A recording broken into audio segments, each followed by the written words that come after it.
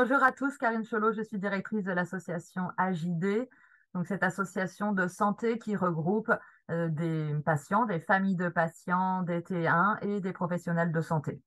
Donc on se retrouve aujourd'hui dans le cadre du mois du diabète et l'approche de la journée mondiale du diabète qui va avoir pour objectif de sensibiliser les uns et les autres sur les diabètes en général. Alors nous, notre focus, c'est le diabète de type 1. Et on sait que parfois le diabète de type 1 est un peu oublié du fait de l'épidémiologie. Donc nous, nos actions à la JD vont vraiment être orientées vers le diabète de type 1, la vie avec la maladie, l'impact au quotidien et sur le diagnostic. Ce sont des campagnes qu'on réitère régulièrement. Aujourd'hui, quand on regarde les données de diagnostic du diabète de type 1, alors au-delà de l'augmentation pour laquelle on ne peut pas faire grand-chose, les conditions de diagnostic restent déplorables aujourd'hui en France avec des enfants qui arrivent en acidocétose à l'hôpital qui reste trop important. On connaît les risques pour ces enfants du fait d'arriver dans un état sévère. Donc le message qu'on va essayer de faire passer au travers, entre autres, de collaboration avec des influenceurs, c'est vraiment de rappeler ce qu'est le diabète de type 1 et de rappeler les signes qui alors, peuvent être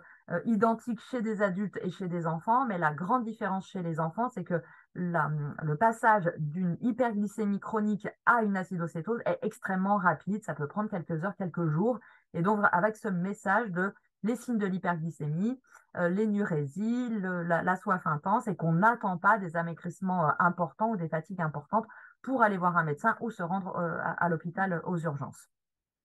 Donc, c'est vraiment là les messages. Alors, ça paraît, des fois, on a envie de se dire, on en est encore là. Eh bien, oui, on en est encore là. Et ces messages sont d'autant plus importants qu'on sait aujourd'hui que plus le diabète de type 1 va être pris en charge tôt, plus on a des cellules bêta qui sont encore présentes, plus l'équilibre glycémique à long terme, quand on regarde sur vraiment des 10 ans, 15 ans après le diagnostic, ont des chances d'être meilleurs que quand on n'a plus de cellules bêta. Et puis un deuxième argument, c'est les prochaines thérapies en termes de prévention du diabète de type 1. Alors, ces thérapies qui vont avoir pour but aujourd'hui plutôt de retarder le diagnostic plutôt que de l'annuler complètement, mais c'est bien, il faudra bien qu'on ait des patients avec des risques et potentiellement des cellules bêta encore fonctionnelles pour que ces thérapies, elles soient efficaces. Donc vraiment, ça a un enjeu pour le patient, il y a rien et la famille, il n'y a rien de pire que de se retrouver aux urgences avec des enfants en coma, etc. Donc pour le patient, mais également pour l'avenir du patient par rapport à cette thérapie et par rapport à l'équilibre du DT1. Donc, comment on va procéder? Donc, on a notre réunion annuelle qui est plus ciblée pour nos familles sur l'information sur la recherche, sur les traitements, sur la vie avec la maladie, sur des aspects psychosociaux. On aura une intervention sur les TCA, qui sont un sujet qu'on n'aborde pas trop dans le diabète de type 1 en disant c'est pas un problème autour de l'alimentation. Eh bien si, quand on doit compter ses glucides à chaque repas, ça devient une difficulté avec notre psychologue Nadine et des interventions de chercheurs sur où on en est, dont la prévention. Ça, c'est donc un des moyens. Et puis des communications grand public, soit avec des partenariats avec des sociétés qui sont impliquées dans la prise en charge du diabète de type 1, soit des projets propres à la JD, avec, je le disais tout à l'heure, des influenceurs qui vont parler du diabète de type 1 et de ces fameux signes.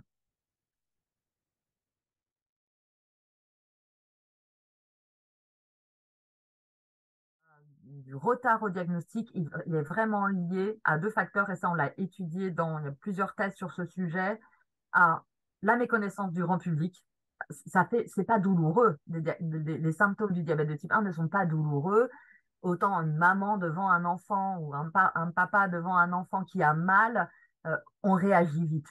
Là, on a un enfant qui boit. C'est des symptômes assez anodins quelque part, avant que ça n'arrive à l'acidocétose. Et donc, il y a une non-connaissance de ces symptômes. Et il y a une mauvaise connaissance aussi des pédiatres et des médecins généralistes qui, s'ils évoquent un diabète, n'ont pas cette notion de prise en charge urgente. Vous irez au laboratoire faire une prise de sang quand vous aurez le temps. Mais en fait, le temps, là, il est trop court, en fait, pour cela. Donc, même les études en 2009, même avant, on n'ont pas fait état de ce problème d'accès à la médecine libérale, mais vraiment de connaissance.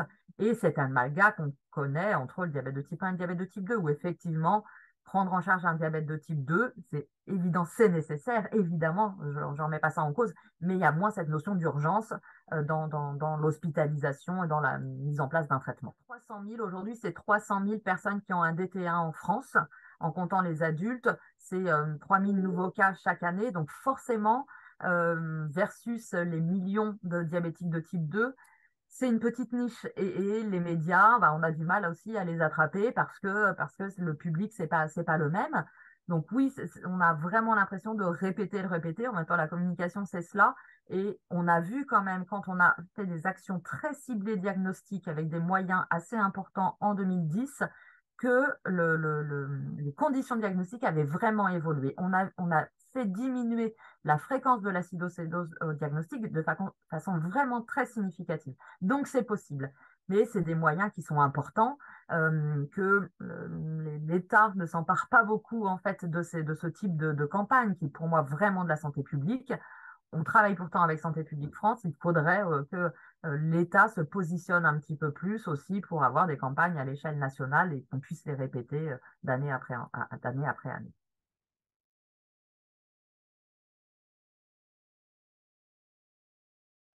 Donc on est associé depuis 3 ans à cette campagne initiée par Medtronic, qui est une campagne internationale. Avec chaque pays va trouver les moyens des canaux de communication. Donc en France, beaucoup basé sur les vidéos, etc. Et donc vraiment l'objectif, c'est de recueillir des fonds pour des populations qui n'ont pas accès aux soins ou à un soin dégradé, on va dire. Et par exemple, le dernier rapport de l'IDF euh, dit que en Afrique du Sud, des enfants qui ont 10 ans en 2022 ont une espérance de vie de 25 ans. Alors qu'en Europe, Amérique du Nord, etc., l'espérance de vie, elle est à peu près identique à la population générale. 25 ans. Il y a vraiment des besoins dans certains pays d'aider, de faciliter cet accès aux soins. Alors, comment la JD, elle intervient là-dedans, au-delà de ce type de communication? Il y a un gros programme de formation de nos pédiatres qui travaillent vraiment main dans la main avec des pays d'Afrique pour des partages d'expériences, des pédiatres qui se déplacent pendant 15 jours, 3 semaines sur place pour vraiment travailler avec leurs outils, avec leur système de santé. Donc ça fonctionne très bien. Sur la précarité en France, parce qu'elle existe aussi, hein, on a financé, la JD a financé des thèses pour évaluer justement quels étaient les moyens d'approcher ces populations, de les aider avec un suivi peut-être différent que la population lambda. Les associations de familles sur le territoire sont aussi des relais pour ces familles en difficulté, avec ce qui reste quand même pour lesquels on a du mal à avancer, c'est l'accès en fait à ces personnes. C'est des personnes qui vont pas forcément aller chercher de l'aide. Et le travail avec les services de pédiatrie, qui à un moment donné sont en contact avec eux, est extrêmement riche pour que eux, ils soient le canal d'orientation vers des associations qui vont pouvoir, sur des aspects purement financiers ou sociaux, pouvoir les accompagner.